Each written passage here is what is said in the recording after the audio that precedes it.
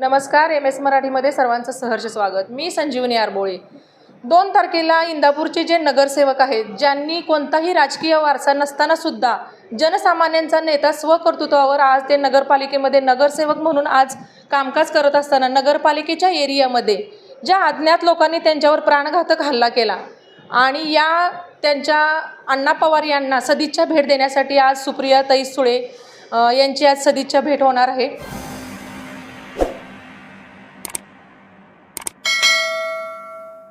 असलेल्या इंदापूरमध्ये दिवसाढवळ्या भाजपचे विरोधी पक्षनेते जे नगरसेवक आहेत, नगरपालिकेसमोर दिवसाढवळ्या जर नगरसेवकांवर हल्ला होत असेल तर जनसामान्यांच्या सुरक्षेचं काय? हाच तर प्रश्न आहे. त्याच्यासाठीच आम्ही आलेलो आहोत सगळे त्यांना भेटायला, धीर द्यायला. आणि इंदापूरमध्ये किंवा बारामती लोकसभा मतदारसंघात कुठेही असा क्राईम आम्ही सहन करणार नाही. मी आत्ता SP-शी बोलले, त्यांनी पूर्णपणे त्यांना सुरक्षितता द्यायची त्यांनी आम्हाला शब्द दिला आहे आणि जे गुन्हेगार आहेत त्यांना तातडीने अटक होईल. ताई, मग कायदा सुव्यवस्था किंवा पोलिसांचा वचक थोडा कमी झाला आहे असं आपल्याला वाटतं? मला असं वाटतं आज जे सत्ताधारी आहेत ना, हा प्रश्न तुम्ही त्यांना विचारला पाहिजे. ते सत्तेमध्ये आहेत. ताई, 2 तारखेला घटना घडली तरी सुद्धा अजून 2च आरोपी अटक केलेले, बाकीला अटक केलेली नाही अजून. आत्ताच मी SP-शी बोललेले आहे. त्यांचं म्हणणं आहे 5-6 लोक त्याच्यात इन्वॉल्ड आहेत. त्याच्यामुळे बघूया. SP म्हणाले ते 1-2 दिवसात इंदापूरला येणार आहेत, तर ते आल्यावर अजून स्पष्टता कळेल आपल्याला. आपण या घटनेकडे कसं पाहताय? कारण हा घटना नगरसेवकाकडे झाली आहे, बाकी नगरसेवक नाही, ते पहिले नागरिक आहेत. आमच्या सगळ्यांची नैतिक जबाबदारी आहे. ते पहिले इंदापूरचे नागरिक आहेत, बारामती लोकसभा मतदारसंघातले नागरिक आहेत.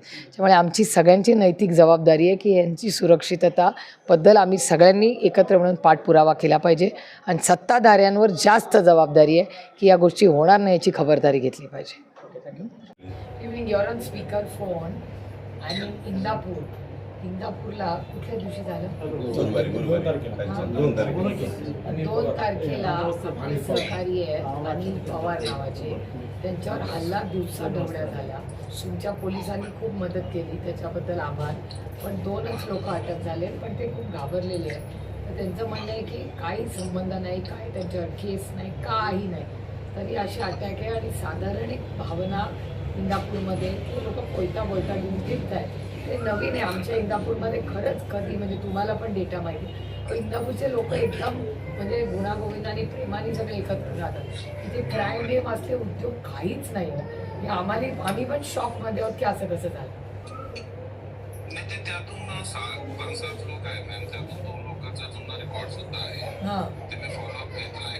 हां, त्यांना तुम्हाला माहिती आहे. थँक्यू.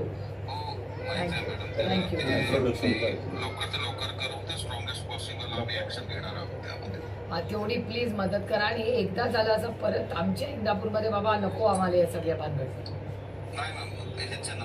तुम्ही पुणे ग्रामीणला कसं तुम्ही नसरापूरला एवढं चांगलं काम केलं, आम्हाला अभिमान आहे. तुमचे आभार मानतो आम्ही सगळे मिळून की नसरापूरला तुमच्या पोलिसनी एवढं सुंदर काम केलं, त्या माणसाला फाशी दिली. तसंच तुम्ही आता दहशत इथे झाली पाहिजे की कोणी वाकड्या नजरेने कोणाकडे बघितलं ना तर म्हणजे हिंमतच व्हायला. पोलिसला आदरोक्त भीती वाटलीच पाहिजे पब्लिकला. म्हणजे आम्हाला शॉक बसला आहे खूप. आमच्याकडे खरंच क्राईम बिम काही. अरे वा, तुम्ही केली तर फारच चांगलं.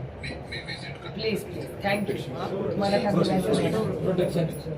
त्यांना असं वाटतं त्यांना प्रोटेक्शन देऊया का? तुम्ही घ्याल ना? चालेल. पाहिजे तर ते उद्या भेटायला पाठवू का त्यांना? किती वाजता पाठवू?